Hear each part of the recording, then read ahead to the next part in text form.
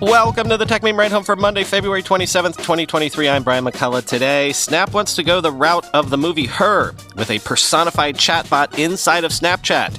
Interesting layoffs at Twitter. Yes, more layoffs at Twitter. Inside Apple's exploratory design group, the best AR glasses we've seen yet. And right on schedule, here come the prompt engineers. Here's what you missed today in the world of tech. Friend of the show, Alex Kantrowitz, has been writing about how it's going to be all about the APIs for the next few months. Can businesses build off the APIs of these large language models? Can existing platforms make use of them? This, then, is that. Snap plans to release a Snapchat chatbot called My AI, powered by OpenAI's ChatGPT, pinned to the app's Chat tab, only available initially to Plus subscribers.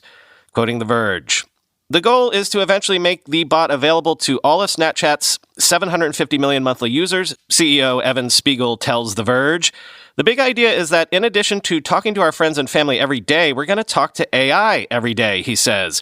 And this is something we're well positioned to do as a messaging service, end quote. At launch, My AI is essentially just a fast, mobile-friendly version of ChatGPT inside Snapchat. The main difference is that Snap's version is more restricted in what it can answer. Snap's employees have trained it to adhere to the company's trust and safety guidelines and not give responses that include swearing, violence, sexually explicit content, or opinions about dicey topics like politics. It has also been stripped of functionality that has already gotten ChatGPT banned in some schools. I tried getting it to write academic essays about various topics, for example, and it politely declined. Snap plans to keep tuning My AI as more people use it and report inappropriate answers. I wasn't able to conjure any in my own testing, though I'm sure others will. After trying My AI, it's clear that Snap doesn't feel the need to even explain the phenomenon that is ChatGPT, which is a testament to OpenAI building the fastest-growing consumer software product in history. Unlike OpenAI's own ChatGPT interface, I wasn't shown any tips or guardrails for interacting with Snap's My AI. It opens to a blank chat page, waiting for a conversation to start. While ChatGPT has quickly become a productivity tool, Snap's implementation treats generative AI more like a persona. My AI's profile page looks like any other Snapchat user's profile, albeit with its own alien Bitmoji.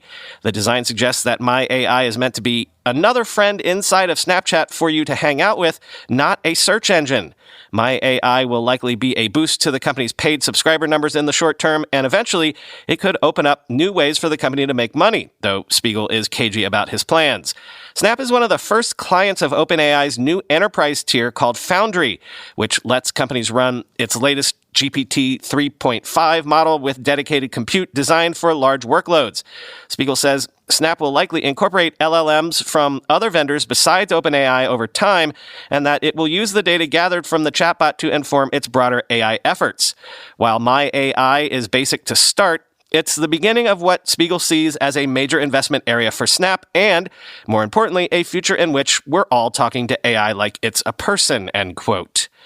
Another way to look at this is what Benedict Evans has been saying. What if generative AI becomes what's next for social media, or at least what could be next beyond social media?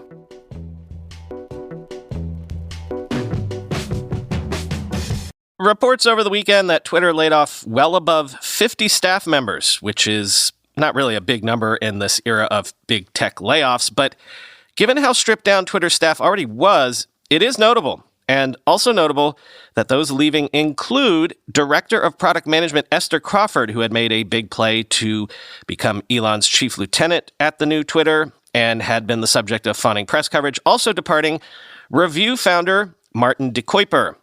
Quoting The Verge, Crawford headed up various projects at Twitter, including the company's Blue with Verification subscription, as well as Twitter's forthcoming payments platform.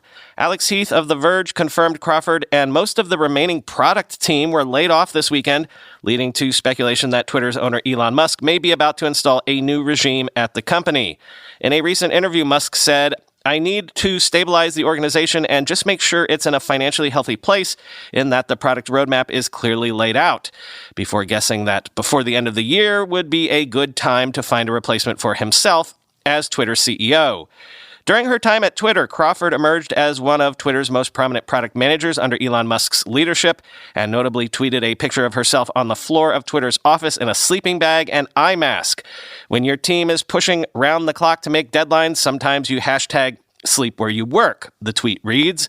Crawford, quote, began angling for a bigger role, end quote, shortly after Musk's takeover, as documented in this inside look at Twitter from Schiffer, Casey Newton, and Alex Heath. She also commented on Musk's massive layoffs that halved the company's workforce last year, and at the time wrote on Slack that, quote, drastic cuts were going to be required to survive no matter who owned the company, end quote.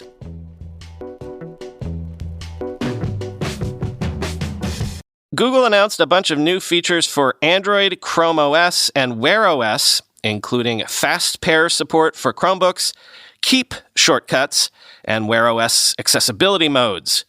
Quoting TechCrunch, the announcements were timed to coincide with Mobile World Congress, which is kicking off in Barcelona today. The company revealed that Fast Pair will soon be able to connect new Bluetooth headphones to a Chromebook with just a tap. If a user has already set up headphones with their Android phone, their Chromebook will automatically connect to them as well.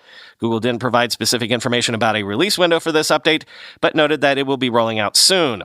Another audio enhancement announced today will see Google Meet soon offering noise cancellation on more Android mobile devices to filter out background sounds while talking during a meeting. The company also revealed that users will soon be able to easily increase the size of content on Chrome, including text, images, and videos by up to 300% while still preserving the page layout. Users will be able to set their preferred content size as a default so they don't have to change it every time they launch the browser. The new update is available starting today in Chrome Beta and will be rolling out soon to all users. The company is also planning to release a Google Keep single note widget that will help users quickly manage their notes and check off to-do lists from their home screen. The widget will display reminders, background colors, and images added to notes from the Keep app while also syncing with your smartwatch. Google Keep will also be rolling out 2 new shortcuts to create notes and to-do lists with a simple tap on a user's watch face, end quote.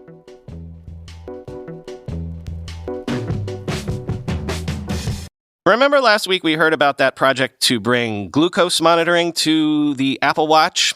This project apparently lives in a division not reported on before, Apple's Exploratory Design Group.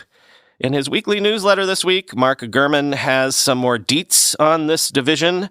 Quoting Bloomberg, the team originated several years ago and was long led by Bill Athos, one of the few people to have the title of Engineering Fellow at Apple until he passed away unexpectedly at the end of last year.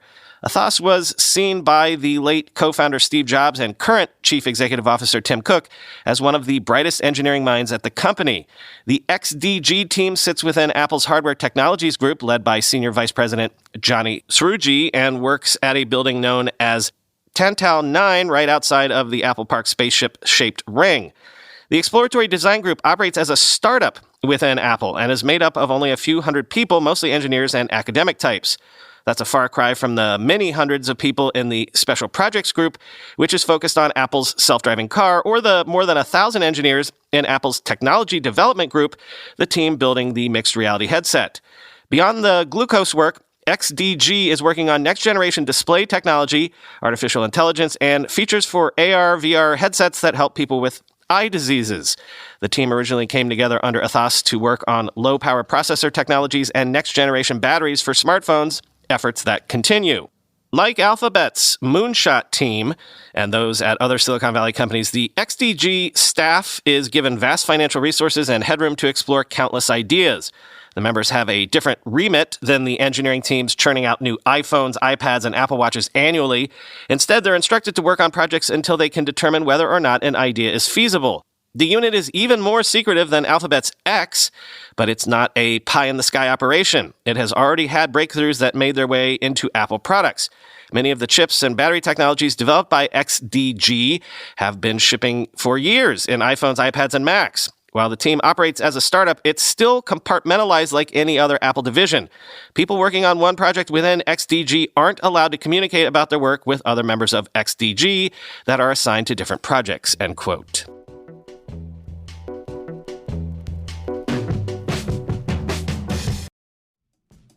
This episode is brought to you by BetterHelp. Therapy is all about deepening your self-awareness and understanding because sometimes we don't know what we want or why we react the way we do until we talk through things. I can tell you that I am where I am in my life doing this podcast for you right now as a direct result of being in therapy myself. If you're thinking of starting therapy, give BetterHelp a try. It's entirely online, designed to be convenient, flexible, and suited to your schedule. Just fill out a brief questionnaire to get matched with a licensed therapist and switch therapists anytime for no additional charge. Getting to know yourself can be a lifelong process, especially because we're always growing and changing. It's helpful for learning positive coping skills and how to set boundaries. Therapy empowers you to be the best version of yourself. It isn't just for those who've experienced major trauma. BetterHelp connects you with a licensed therapist who can take you on that journey of self-discovery from wherever you are today. Discover your potential with BetterHelp. Visit BetterHelp.com/Techmeme today to get 10% off your first month. That's BetterHelp, HELP.com/Techmeme. Longtime listeners know what I do for lunch, but do you know what this family does for dinners and has done for years now? I mean, dinners for everyone, adults and kids alike, family dinners. We do HelloFresh. With HelloFresh, you get farm-fresh, pre-portioned ingredients and seasonal recipes delivered right to your doorstep.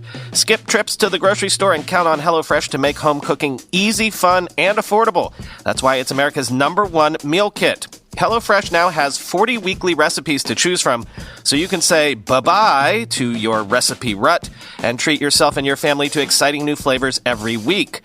You'll only find quality ingredients in HelloFresh's recipes. In fact, ingredients travel from the farm to your home in less than 7 days, so you know they're fresh. Get HelloFresh and skip that extra trip to the grocery store and the long checkout lines. Spend more time doing things you love with delicious chef-crafted recipes delivered to your doorstep. That's literally why we use it. My wife and I don't have time for grocery shopping. We both don't get home until about 7 p.m. every night. If you're as busy as we are, do what we do. Go to HelloFresh.com/TechMeme65 and use code TechMeme65 for 65% off plus free shipping. That's HelloFresh.com/TechMeme65 and use code TechMeme65 for 65% off plus free shipping. We mentioned Mobile World Congress is kicking off, and this got XDA developers hands-on with the Xiaomi Wireless AR Smart Glass Explorer Edition. Basically, the furthest anyone has gone in terms of actual consumer grade getting of AR glasses into that sweet spot where they're just sort of eyeglasses. In particular, this features 2 micro OLED screens, 3 front-facing cameras weighing just 126 grams, and it's entirely wireless. Quote, the official name of the product is Xiaomi Wireless AR Smart Glass Explorer Edition, and it looks like an oversized pair of Terminator sunglasses with a silver finish instead of being all black. The glasses feature a pair of micro OLED screens, one for each eye, that pump out full HD visuals at 1200 nits of brightness. There are 3 forward-facing cameras on the front of the glasses that are used to map the environment immediately in front of the wearer. Considering its relatively large size and the cutting-edge components inside, the glasses are lightweight at 126 grams. Xiaomi says it managed to keep the weight low by using lightweight materials like carbon fiber, magnesium alloy, and a self-developed silicon oxygen anode battery that's smaller than a typical lithium-ion battery. The glasses run on Qualcomm's Snapdragon XR2 Gen 1 chip. It has no onboard storage, so it must be connected to a host device. During our testing, we used a Xiaomi 13 for use. So far, everything I described has already been done before by existing commercial products like the Nreal Lite or Rokid Air. So what sets Xiaomi's glasses apart? As the name gives away, the glasses are entirely wireless. It connects to a smartphone via the company's proprietary low-latency communication link. An engineer tells me that it's a combination of Wi-Fi and Bluetooth, and Xiaomi advertises a latency of just 50 milliseconds, which is fast enough that you can't quite perceive noticeable lag. I wore the glasses for over 20 minutes, scrolling through TikTok, Instagram, and watching YouTube videos, and I couldn't detect lag nor any image quality drop-off. This alone blew me away. I have tested several AR glasses, including the aforementioned Nreal Lite, Rokid Air, plus Nreal Air, and TCL Nextwear S, and I actually use the Nreal Air every day. All of these require a cable connection, and the wire can get in the way, especially when I'm using the glasses while lying in bed or in a cramped airplane seat. At its most basic form, Xiaomi's smart glasses can already do the same thing as the Nreal Air, give me a wearable screen that floats in front of my face, without any wires. But Xiaomi's glasses can do more than just play videos. When I reviewed both the Nreal Air and TCL Nextwear S for XDA, I concluded that although they were advertised as AR glasses, they were ultimately best used as just a wearable display because the AR applications just didn't work too well. Even in its prototype stage, Xiaomi's AR applications are already far more advanced. During the demo, Xiaomi reps showed off 3 AR tests. The first was running an interactive virtual desktop where I could open multiple windows and have them map onto the real-world environment in front of me. I could control the windows, move them around or resize them via using the connected phone screen as a trackpad, or I could stick out my arm and use hand gestures to physically move the windows. When I stuck out my arm with palms facing outward, a laser beam projects from my palm, which I can use as a pointer. I can use a finger pinch motion to grab a window and move it around. The second demo was an AR shooting game in which I could plant a virtual machine gun station on a flat surface. For my demo, I used a table, and I had to shoot these weird-looking animals walking towards me. I could control aiming with the phone or my hands. And finally, the third demo had me jumping into a virtual Xiaomi Home UI where I could use my hand and finger to flick a virtual switch to turn on and off a real-life Xiaomi lamp that was on site during the demo. Xiaomi declined to say why this is a prototype right now when the tech seems to work so well. If I have to guess, I'd suspect it could be battery life or cost. During our 30-minute demo session, the glasses ran out of juice and had to be charged. Maybe there's no way to put a large enough battery without drastically increasing weight or bulk. The other theory could be that Xiaomi wants to wait until these glasses can be manufactured at a lower cost before releasing. Whatever the case, I am excited for the day when these glasses are mass production ready. I already love the Nreal Air and carry it with me on every trip. These Xiaomi glasses are like a futuristic version of that, end quote.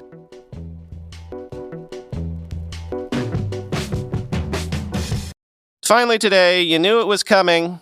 Some AI companies are now hiring, or at least advertising to hire, prompt engineers who create and refine text prompts for chatbots to understand the AI system's flaws and coax out optimal results from them.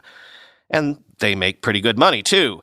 Quoting the Washington Post, "Unlike traditional coders, prompt engineers program in prose, sending commands written in plain text to the AI systems, which then do the actual work. When Google, Microsoft, and the research lab OpenAI recently opened their AI search and chat tools to the masses, they also upended a decades-old tradition of human-machine interaction. You don't need to write technical code in languages such as Python or SQL to command the computer. You just talk.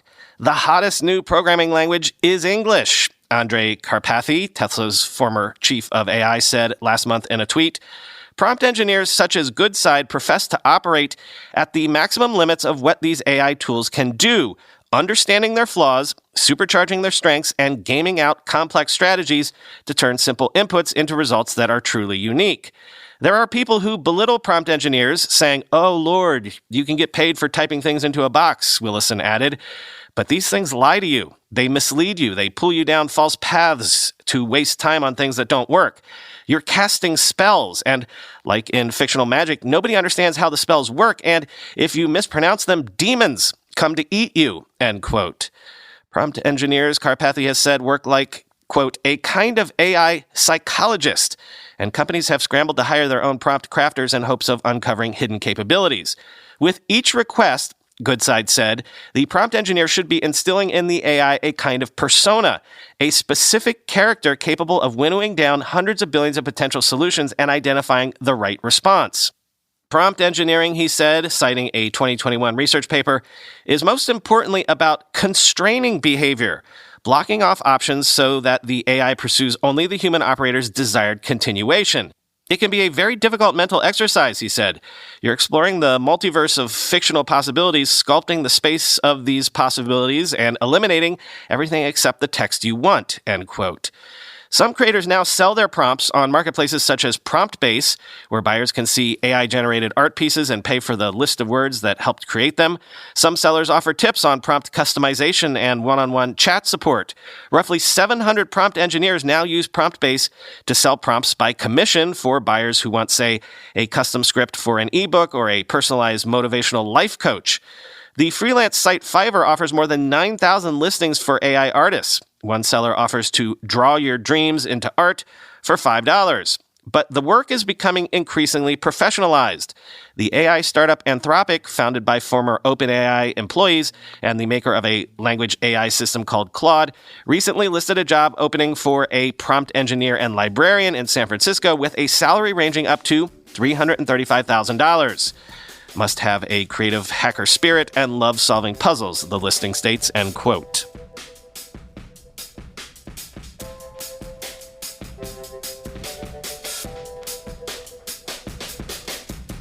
Nothing for you today. Talk to you tomorrow.